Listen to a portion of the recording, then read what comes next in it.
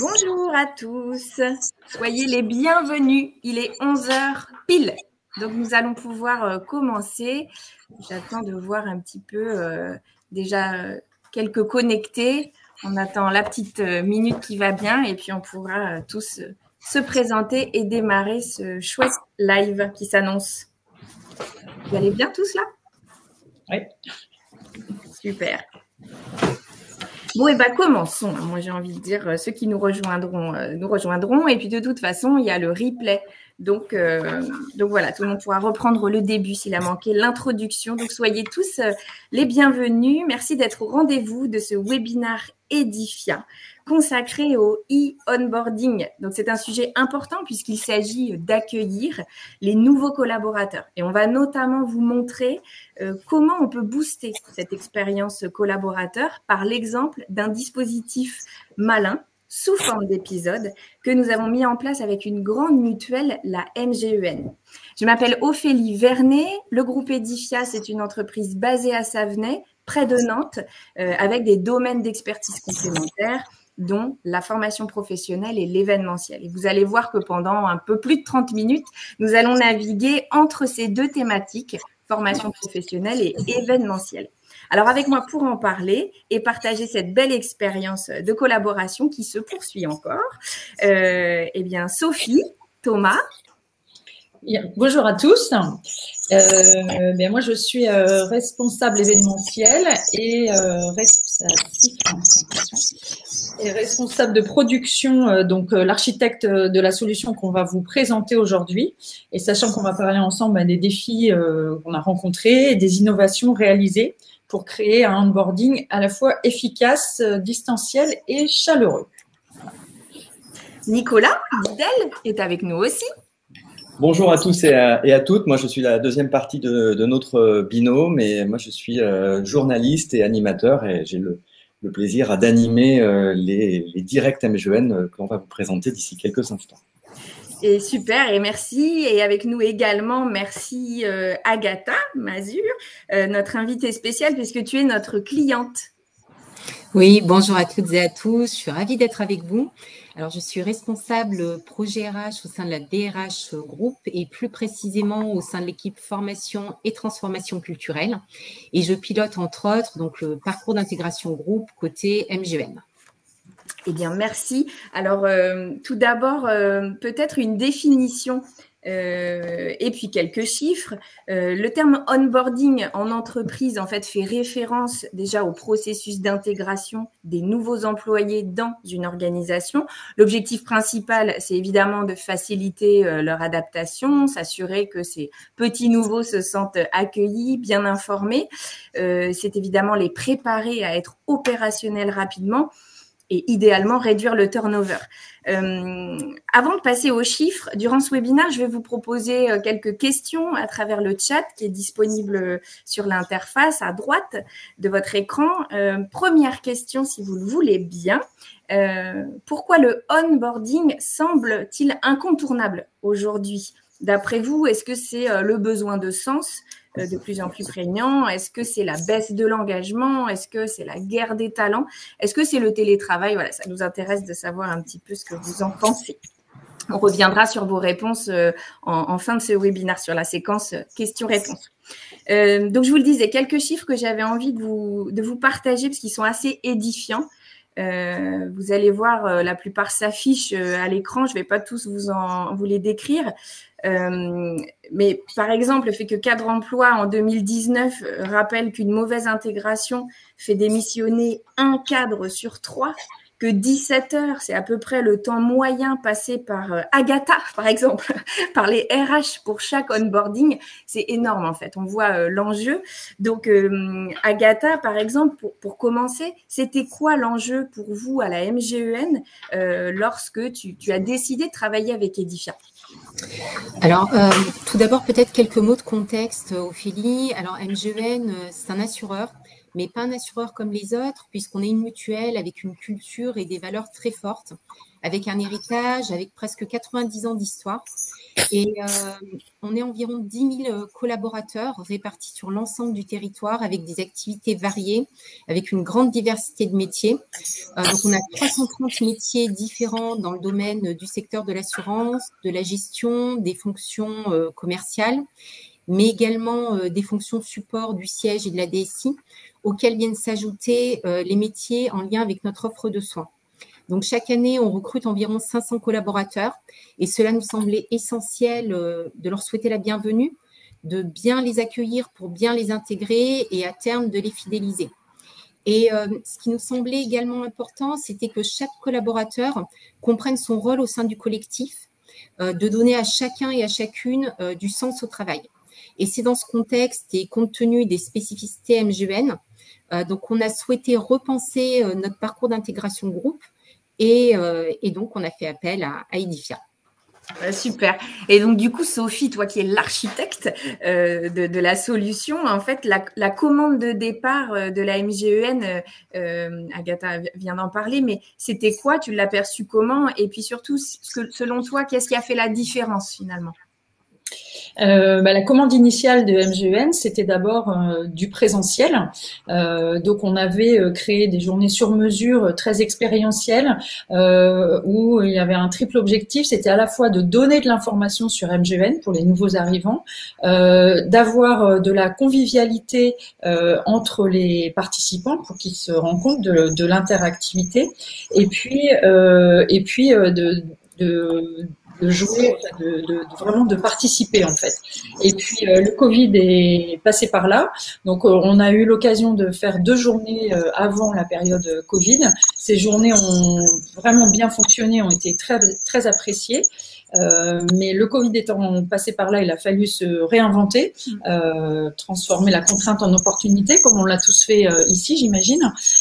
Et donc, on est passé sur le web. Et sur le web, c'est le format qu'on propose aujourd'hui, tout en mêlant fond et forme, voilà, avec un format un peu comme une web série sur Teams, un peu, voilà.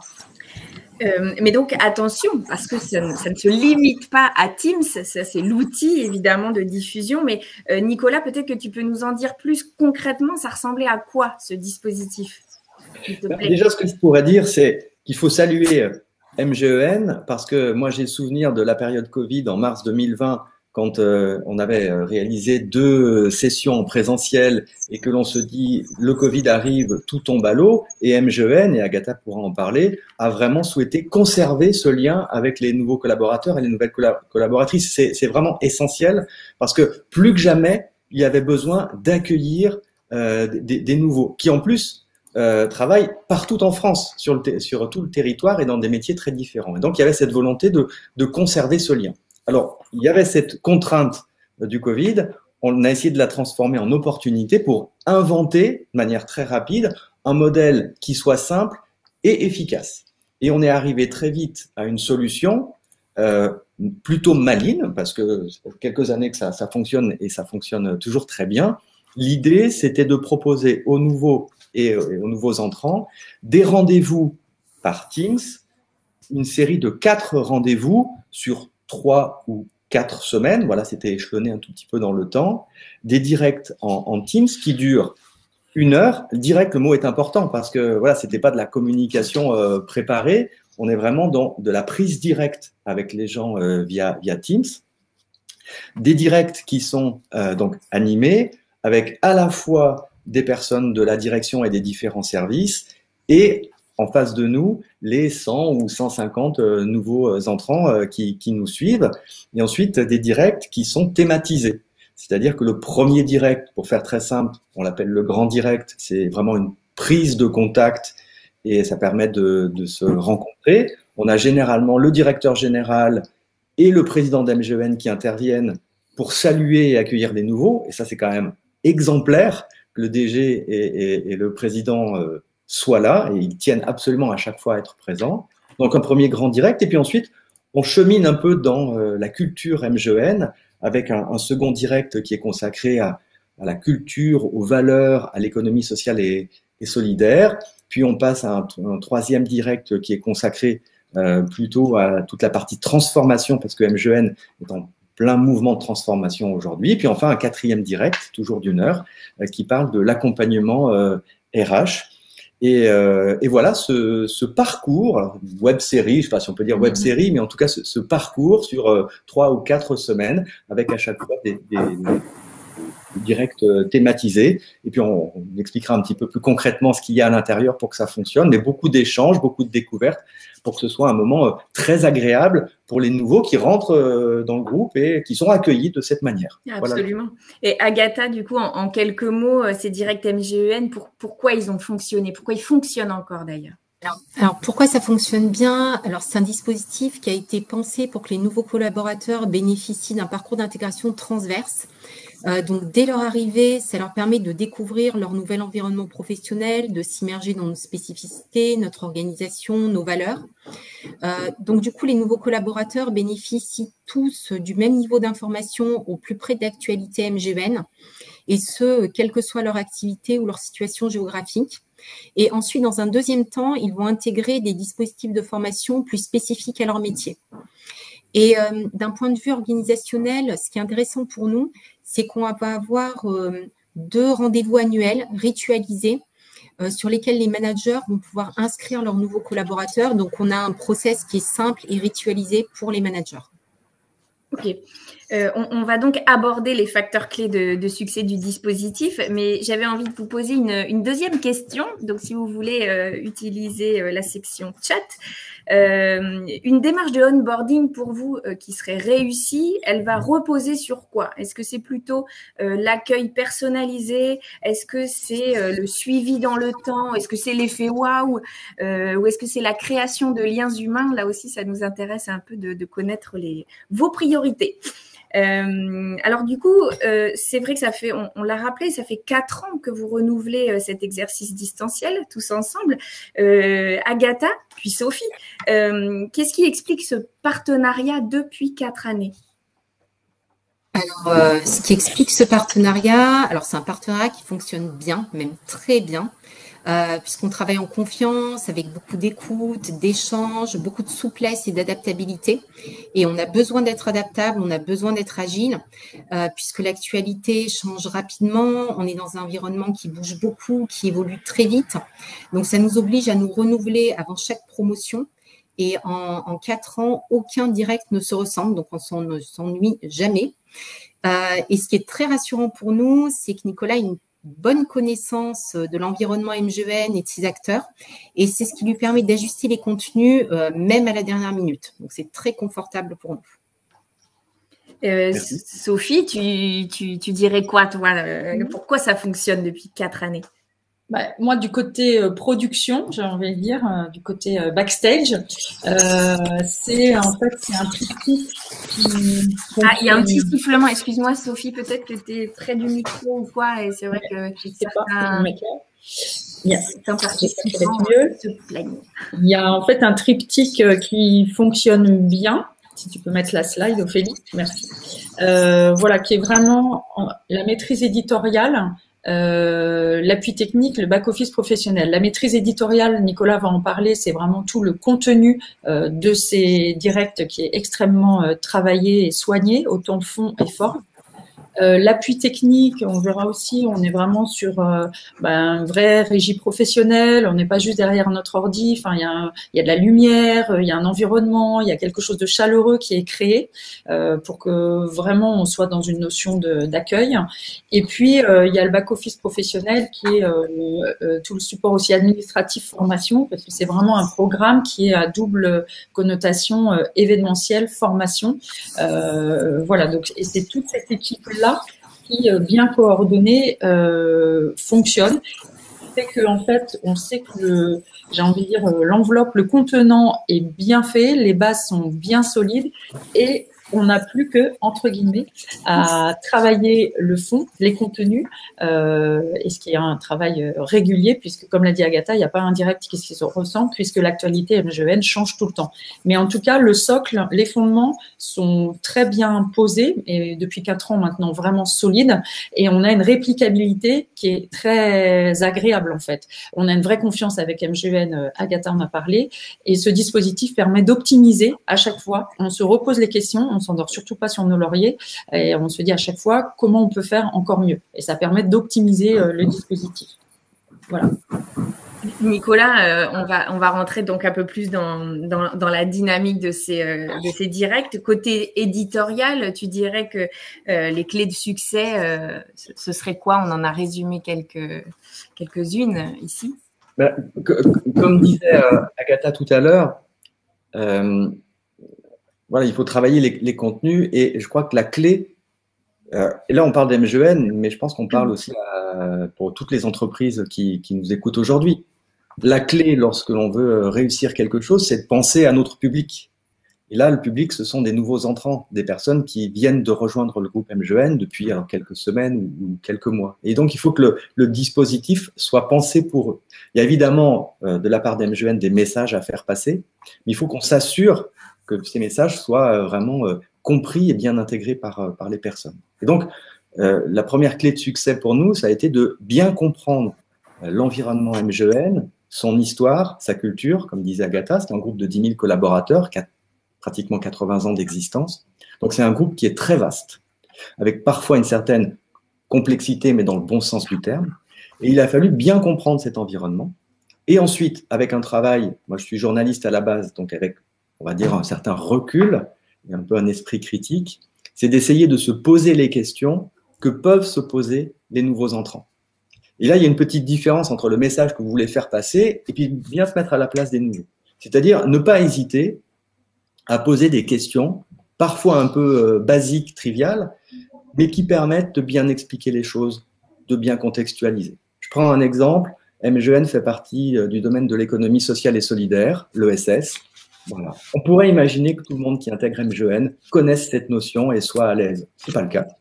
Et donc, il faut vraiment repartir à la base pour bien expliquer. Vous intégrez une entreprise de l'économie sociale et solidaire. Quelle est la définition? Quelles sont les valeurs associées? Quelles sont les pratiques? On va donner des exemples avec la personne qui intervient sur le sujet. Et des choses, entre guillemets, simples pour partager cette culture commune avec l'ensemble des collaborateurs. Et surtout, n'oubliez personne. Parce que quand on a 150 personnes qui nous suivent, il y a des gens qui connaissent un peu les sujets, d'autres moins, des gens qui sont arrivés récemment, voire un petit peu plus tard. Il faut qu'on arrive à parler à tout le monde et à les intéresser. Je continue très rapidement sur cette notion d'intéresser. Au-delà du contenu, il faut aussi, et c'est le travail que l'on a fait, trouver du rythme et de l'intérêt pour que les gens suivent nos directs qui durent 1 heure. 1 heure, c'est assez long, mais ça va vite. Et l'objectif, c'est qu'ils ne s'ennuient pas pendant cette heure. Je pense qu'on réussit parce que généralement, les 100 personnes ou 150 qui suivent le premier direct, on les retrouve lors des 3 directs suivants. Donc, ils ont envie de suivre. Comment on fait? Eh bien, sur cette heure, tout est organisé sur des séquences relativement courtes avec des questions très explicites. On a aussi différents témoignages, des reportages, des infographies, de sorte que lorsque les personnes rentrent dans le direct, on leur, entre guillemets, prenne la main, on tienne le fil du début à la fin, et ça dure 1 heure, et il n'y a aucun moment qui peut être un petit peu fluctuant. Et je termine sur un dernier point qui est essentiel, c'est l'échange. On est évidemment en distanciel, en Teams, maintenant on a un peu tous l'habitude, mais on arrive à créer de la discussion et de l'échange. Moi, j'anime ces directs, j'ai différents représentants d'MGEN qui abordent les différents sujets, et puis on donne la parole aux nouveaux pour un témoignage, pour une explication. Je vous donne un tout petit exemple vraiment éclairant. MGEN gère 62 centres de soins partout en France, qui ne sont pas forcément connus par les nouveaux entrants. Eh bien, lors du 2e direct, on est justement en direct avec l'établissement de Sainte-Fère, qui est un centre de soins de suite et de réadaptation et un EHPAD, dans la Creuse, établissement historique qui a été créé en 1906. Pour beaucoup, c'est une découverte. on donne la parole à son directeur, à des collaborateurs sur le terrain qui témoignent de comment ils vivent les valeurs MGEN, notamment de bienveillance, d'attention, concrètement sur le terrain. Et je peux vous dire que cet échange en direct avec l'établissement de Sainte-Fère, c'est à chaque fois une vraie découverte, un vrai plaisir, et c'est très éclairant. Et je pense que c'est vraiment apprécié de la part des nouveaux qui se sentent intéressés et considérés parce qu'on leur montre des choses vraiment géniales. Merci Nicolas. Agatha, toi tu avais relevé 3 points forts justement à ces 4 directs. Oui, alors 3 points forts, et j'avais envie de vous partager les 3 points forts qui nous sont remontés par les nouveaux collaborateurs à l'issue des directs. Alors tout d'abord, c'est le fait d'avoir une vision d'ensemble, une connaissance générale des spécificités de l'entreprise, de ses enjeux, de son actualité. C'est finalement de comprendre l'environnement dans lequel les nouveaux arrivent. Le deuxième point fort, donc ça Nicolas l'a dit, mais c'est les formats des 4 directs d'1 heure chacun, répartis sur 4 semaines, bien rythmés, bien animés par Nicolas, qui sont vécus vraiment comme des temps conviviaux et qui ont l'avantage aussi d'être faciles à caler dans les agendas et qui évitent les déplacements. Et le troisième point fort, Nicolas en a également parlé, mais c'est un point fort qui est quand même important, c'est le format à distance qui lève les contraintes de disponibilité des intervenants. Donc, du coup, les nouveaux collaborateurs sont accueillis par les dirigeants de l'entreprise et par les acteurs clés des directions et ils peuvent leur poser leurs questions en direct. Donc, ça, c'est quelque chose qui est très apprécié et qui crée de la proximité. Si je peux me permettre de prendre la parole, mais je vois dans le chat Florent. J'ai l'impression d'être dans un direct MGEN.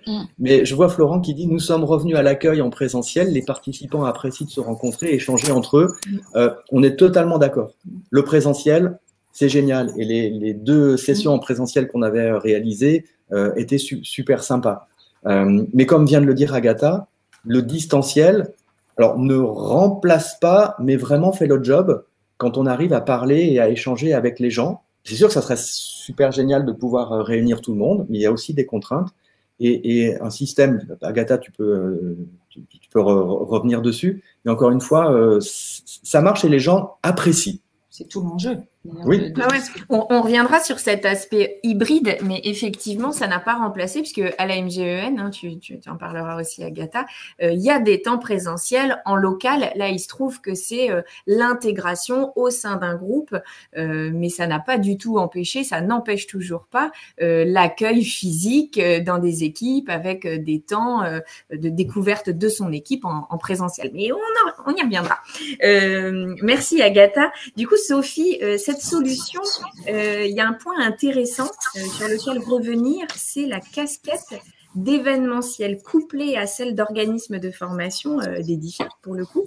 Est-ce que tu peux nous apporter des précisions sur cette complémentarité, s'il te plaît? Oui.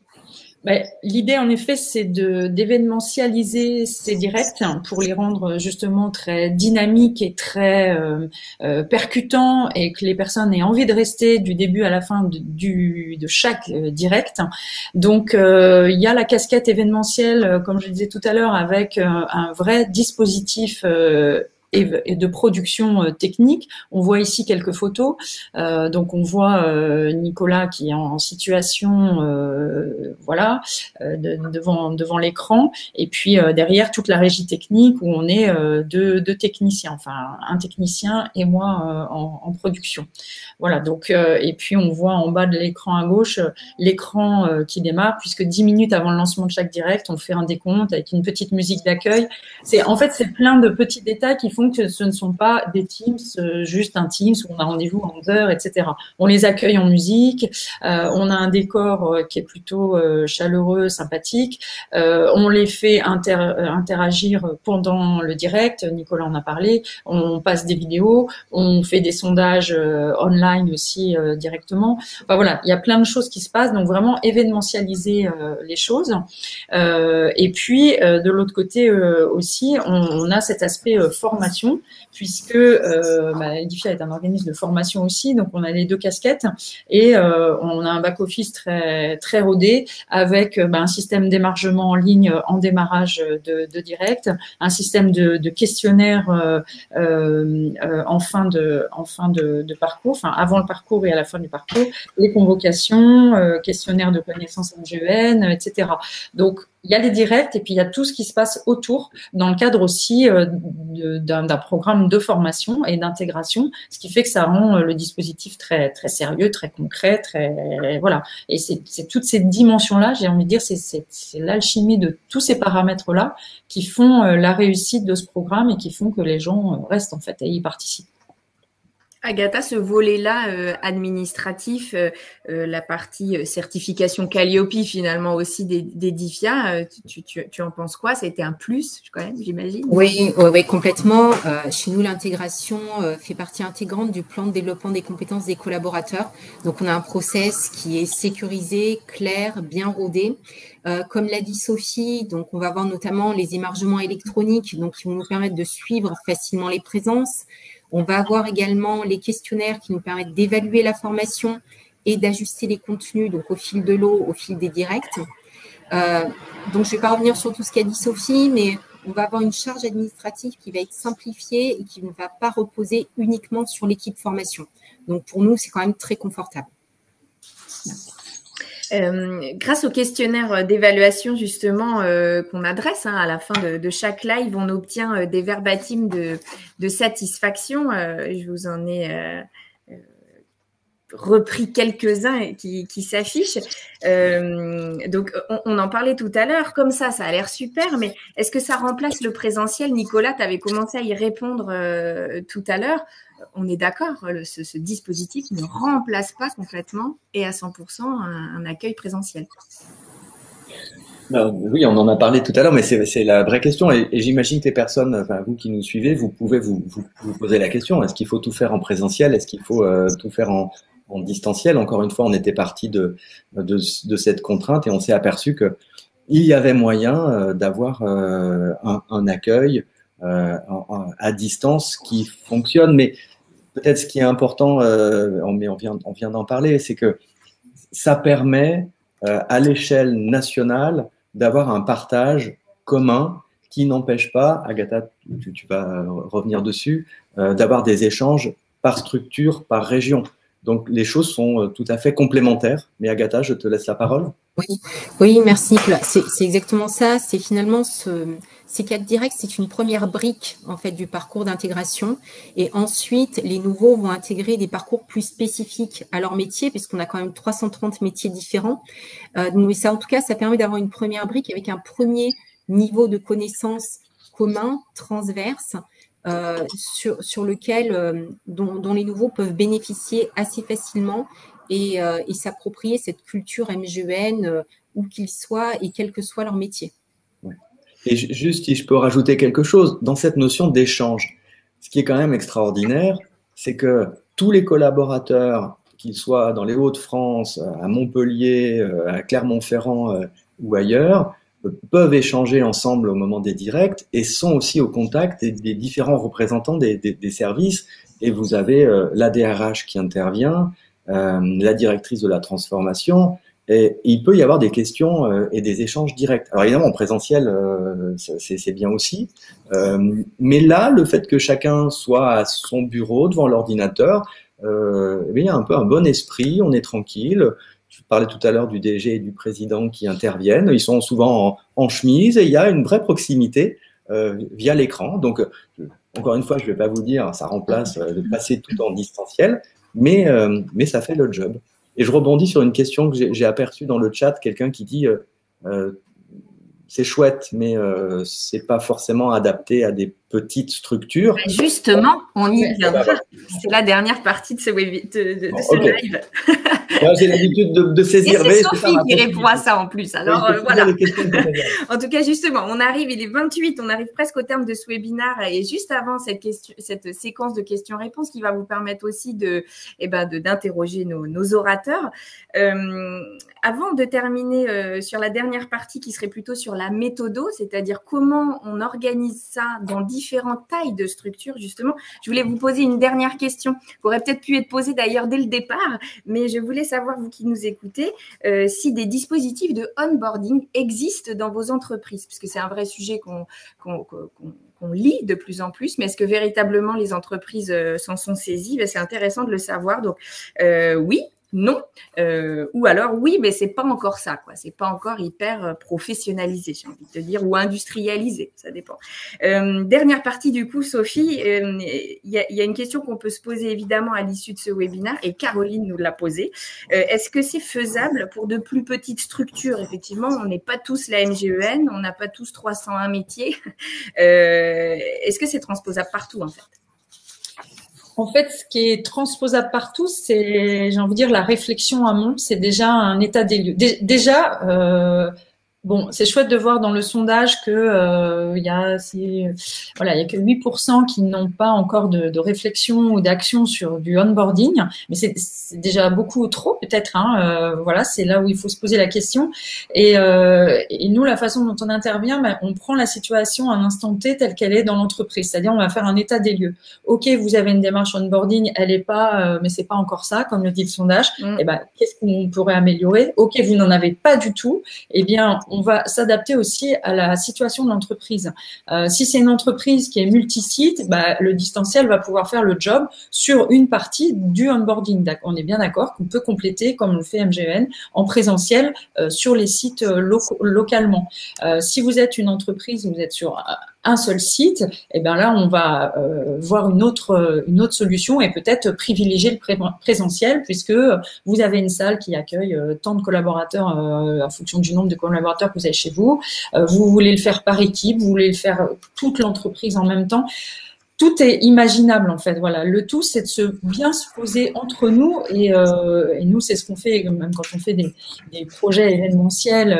On part de votre écoute, enfin de votre besoin. On vous écoute d'abord beaucoup, on vous pose beaucoup de questions et on fait un état des lieux et à partir de là on va actionner des solutions.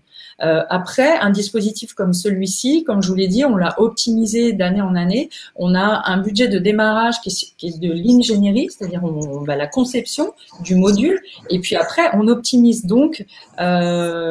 C'est optimisé et du coup, le budget décroît puisque on optimise la solution en fait. Vous voyez ce que je veux dire? Voilà. Donc, c'est vraiment en fonction de votre besoin. On étudie la situation et on a plusieurs cordes à notre arc qui permettent de répondre aux différentes situations des uns et des autres. Voilà. Super. Merci à tous les trois. Je vous propose de passer peut-être à des questions qu'on pourrait nous avoir posées ou du moins réagir au sondage qu'on a proposé au départ. La première question, c'était pourquoi le onboarding semblait incontournable aujourd'hui. Et ce qui est intéressant, c'est qu'il y a quand même 60% des personnes qui nous écoutent qui disent que c'est la baisse d'engagement d'abord qui leur ferait organiser ce genre de dispositif d'onboarding bien construit, bien conçu. Donc, une baisse de l'engagement, c'est intéressant. Et puis, un besoin de sens. C'est-à-dire que là, on revient sur cette idée que ces moments-là permettent aussi de redonner du sens à ce que fait l'entreprise, ce que font chacun des collaborateurs. Nicolas, tu as peut-être quelque chose sur le sujet? Oui, moi je voudrais dire, redonner du sens. Là, pour MGEN, on ne redonne pas du sens, parce que le sens, il est là, mais on partage le sens. Ouais. Et avec une entreprise comme MGEN, que depuis le temps on a appris à bien connaître, il y a beaucoup de choses à dire sur les valeurs, encore une fois, l'économie sociale et solidaire, sur tout le travail qui est effectué sur les 330 métiers. Et le fait d'avoir cet échange, alors en distanciel, en présentiel, mais d'avoir cette attention portée aux nouveaux, pour les accueillir, pour leur partager le sens et surtout le faire de manière très humaine et très bon esprit, eh bien, c'est ça qui est formidable. Moi, je me mets à la place des nouveaux et ils le disent dans nos directs. Merci de nous accueillir. Parce qu'il y a des entreprises où effectivement, on n'accueille pas forcément les gens, on ne partage pas les choses essentielles, où ça se fait un peu au fil de l'eau, de manière pas forcément structurée. Et là, c'est fait dès le départ. Et l'entreprise s'investit, prend du temps dans la préparation et dans l'organisation pour dire aux gens, bienvenue, voilà comment nous on travaille, et on partage. Et puis après, on apprendra à travailler ensemble. Cette première brique dont parlait Agatha, moi je trouve que c'est très chouette. Et puis, c'est un accueil collectif, même si chacun est derrière son ordinateur, mais il y en a quelques-uns qui se connectent en plusieurs. Il y a quand même cette notion de collectif. On fait, c'est un petit truc, mais on fait une photo selfie avec l'outil qu'on utilise en interaction à distance. Chacun se prend en selfie, le poste, et après, on a un mur de selfie sur l'écran à la fin du direct, ce qui permet de voir tous les nouveaux. Et il y a comme une équipe des nouveaux qui peuvent après interagir entre eux aussi, c'est-à-dire qu'ils sont pas seuls et c'est important de se sentir accueillis à plusieurs en fait, ensemble. Absolument. Et il y a une question qui vient d'arriver là de Lynn. Si un renfort temporaire arrive dans une équipe, par exemple un intérimaire, est-ce que le onboarding est réalisé? Est-ce qu'il est reporté à une éventuelle embauche? Je ne sais pas si la question est véritablement adressée à MGEN ou plutôt à nos propositions, nos solutions. Justement, ces dispositifs qui sont en direct, mais qui peuvent être aussi enregistrés, hein, c'est le cas, je pense, peuvent être des bons moyens de produire des solutions qu'on peut diffuser à quelqu'un qui arrive.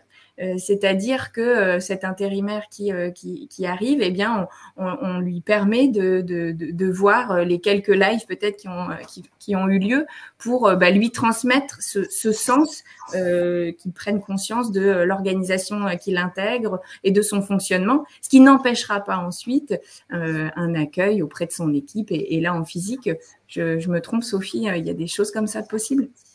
Des choses qui sont possibles aussi. C'est peut-être plutôt à Agatha de répondre là-dessus. Enfin, il y a le fait qu'on fait 2 promos par année aussi. Oui, donc, il y en a une d'automne et une de printemps. Ça permet comme ça aussi aux personnes qui intègrent en milieu d'année de raccrocher les wagons. Forcément, 3 ou 4 mois après, il y a un dispositif comme ça qui est mis en place, quoi, en fait. Voilà. Ouais, complètement, c'est ce que dit Sophie. Effectivement, on essaie autant que possible que les nouveaux participent au direct. Mais dans le cas, ça peut arriver, une personne vient d'intégrer l'entreprise, le manager a loupé l'inscription, bon, tout arrive, hein, même avec beaucoup de bonne volonté. Effectivement, il y a toujours la possibilité de visionner les replays si le nouveau collaborateur a besoin d'avoir l'information assez rapidement. Donc voilà, c'est mieux d'être en direct, mais il y a toujours cette possibilité-là qui existe. C'est ça, j'abordais aussi le point par rapport à la question précédente sur des plus petites structures où il n'y aurait pas ces notions de promotion, etc. On est dans une entreprise, on a créé un système de onboarding un jour. Eh bien, est-ce que c'est possible de le remettre à disposition lorsqu'on a un nouvel arrivant? Et il me semble que ce genre de dispositif permet ce genre de solution. Ouais. Tout à fait. Ouais, je vais revenir, si Ophélie, si tu le permets, sur la notion de coût, parce que je l'ai un petit peu abordé, mais pas trop. Pour les plus petites structures, le coût, tout dépend évidemment du temps de préparation que l'on a à faire et de la mise en scène, mise en route et de tous les moyens qu'on veut y mettre. Donc, j'ai vraiment envie de dire, il y a une géométrie variable qui s'adapte aussi au budget de chaque client et de l'enveloppe budgétaire qu'il a envie de mettre sur la table pour sa stratégie de onboarding. Et puis, comme on l'a dit ici, c'est un dispositif événementiel formation. Donc, il peut y avoir une prise en charge par les OPCO, différents organismes de formation quand ça rentre dans votre plan de formation, en fait. Voilà. Le développement des compétences, ouais, absolument. Oui, c'est l'avantage aussi de fonctionner comme ça. Cette question de la création de liens, c'était la réponse majoritaire là, à la question 2 sur pourquoi, enfin une démarche de onboarding réussie, ça reposait sur quoi? Et effectivement, en majorité, vous répondez la création de liens. Alors, on revient aussi un peu sur ce qu'on s'est dit, mais finalement, le lien, tu le disais Nicolas, il se crée déjà, notamment avec la direction, qui est peut-être pas toujours disponible. Agatha, tu le rappelais. Cette création de lien, elle peut se faire par un écran interposé dans un premier temps et puis absolument en présentiel après. Ça, c'est ce que vous avez répondu en majorité. Ensuite, le suivi dans le temps, ça, c'est quelque chose d'important que vous avez soulevé. Et puis, ensuite, l'accueil personnalisé. C'est ce que vous avez tous répondu. Ce qui est intéressant à noter, c'est qu'à la dernière question, vous avez tous dit plutôt avoir un dispositif onboarding, mais que c'était pas encore ça. Alors, n'hésitez pas aussi à nous partager le pourquoi c'est pas encore ça. Est-ce que vous n'avez pas encore trouvé la bonne recette? En tous les cas, dans ce que Sophie nous a décrit, il y a cette possibilité d'adapter la solution à la fois à sa structure, à son organisation, c'est-à-dire est-ce qu'on recrute régulièrement et par promotion, est-ce qu'on va faire quelque chose de bien une fois qu'on va pouvoir dupliquer, répliquer. La clé, c'est de partir de l'expérience collaborateur en fait, de vraiment se mettre à la place du nouveau qui arrive. On sait que ces enjeux de onboarding sont énormes aujourd'hui dans les entreprises et c'est surtout la fidélisation j'allais dire du client, mais non, du collaborateur aujourd'hui. Je sais plus les chiffres que tu as donnés, Ophélie, mais oui. Je crois qu'il y en a 1 sur 2 qui reste pas en fait en CDI. J'ai lu ça la semaine dernière. Oui. C'est juste hallucinant comme chiffre et on sait le coût d'un recrutement. Donc c'est vraiment essentiel de se poser ces questions-là. Tout le monde en est bien conscient. Dans les différents formats possibles, on a parlé présentiel, on a parlé distanciel, il y a aussi hybride, il y a aussi commencer aussi par un reportage vidéo de l'entreprise éventuellement, ne serait-ce que ça, déjà donner des informations. Il y a toujours cette logique dans le onboarding d'apporter de l'information. D'avoir du care, comme on dit chez Edifia, vis-à-vis du collaborateur, c'est-à-dire de prendre soin de lui dans l'idée qu'il se sente bien et qu'il ait envie de rester, et bien sûr d'apporter la convivialité en fait. C'est cette triple dimension à avoir entre information concrète et convivialité, accueil, voilà, et puis interactivité, le faire rencontrer les autres, quoi.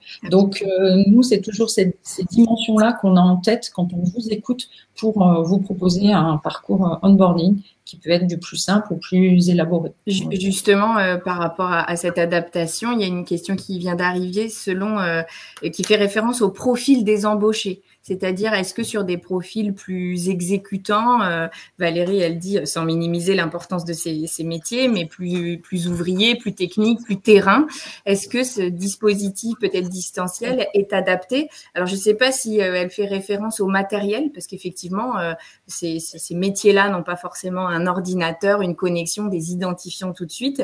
Mais est-ce que ça semble adapté aussi? Valérie, elle dit qu'elle n'a pas d'avis, mais nous, on en a un, non? Peut-être que tu veux répondre. Je pense qu'on se repose un petit peu si je comprends, Valérie, votre question, est-ce que ça pourrait ne pas être adapté? Encore une fois, il y a 2 étages.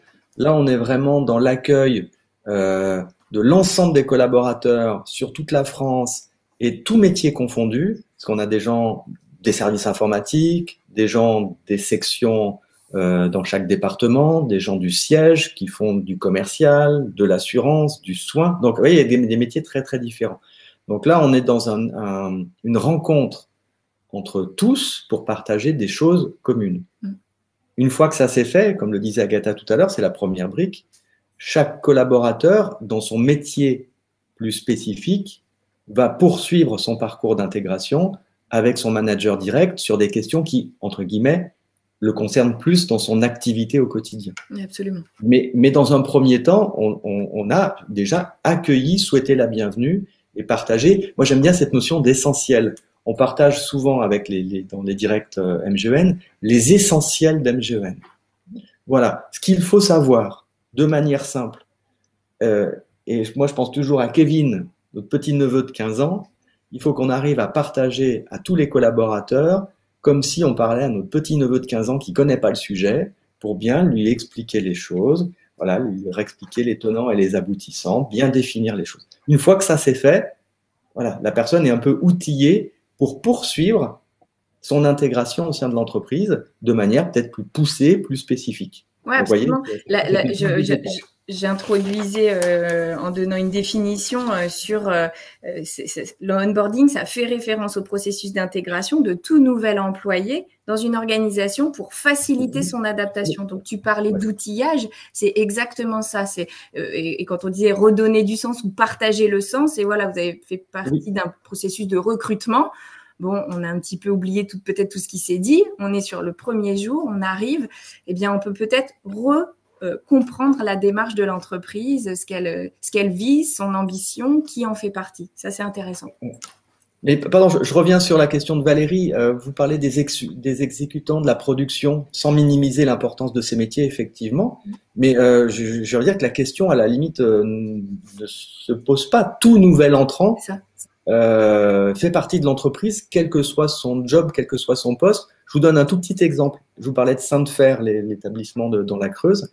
Lors de la dernière session à Gata, Laurent, le directeur, avait à ses côtés une personne, jeune fille, qui s'occupe de l'accueil téléphonique.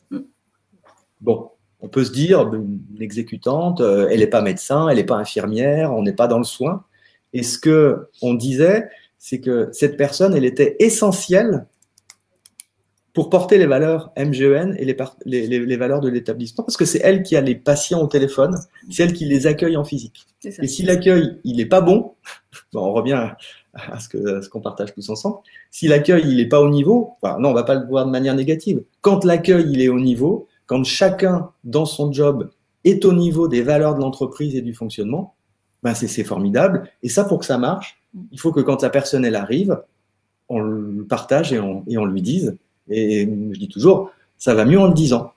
Exactement. Eh ben, ce sera notre mot de la fin, je pense, Nicolas, parce qu'il est 11h45. On s'était engagé sur 45 minutes. Merci à tous les trois, vraiment, d'avoir accepté cette invitation pour parler d'une belle expérience de collaboration. Agatha, merci vraiment à toi d'avoir passé du temps avec nous. Il y a une prochaine session live, non? Vous allez commencer à y travailler tous ensemble prochainement, non?